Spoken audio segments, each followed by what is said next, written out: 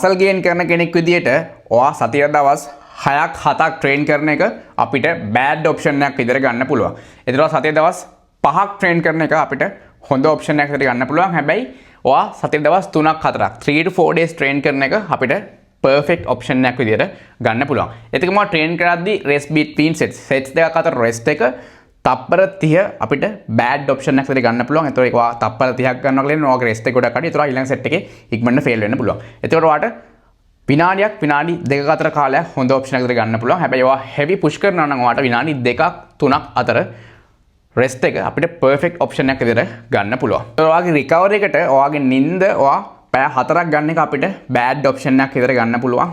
පැය 5ක් 6ක් අපිට හොඳ ඔප්ෂන් එකක් විතර ගන්න පුළුවන්. හැබැයි ඔයා පැය 7ක් 8ක් නිදා ගන්නවා කියලා කියන්නේ අපිට ඒක පර්ෆෙක්ට් ඔප්ෂන් එකක් විතර ගන්න පුළුවන්. ඒතර ඔයා ෆැට් ලොස් කරන කෙනෙක් විදියට ඔයා ෆාස්ටිං කරන එක අපිට බෑඩ් ඔප්ෂන් එකක් විතර ගන්න පුළුවන්. ඒකම අපිට හොඳ ඔප්ෂන් එකක් විතර ගන්න පුළුවන්. ලෝ කාබ් ඩයට් එකක්. හැබැයි ඊට වඩා අපිට පර්ෆෙක්ට්ම ඔප්ෂන් එක තමයි ඔයා මේ කාබ්ස්, ෆැට්ස්, ප්‍රෝටීන්ස් බැලන්ස් කරලා ඔයා හරි බැලන්ස් ඩයට් එකක් එක්ක යන එක.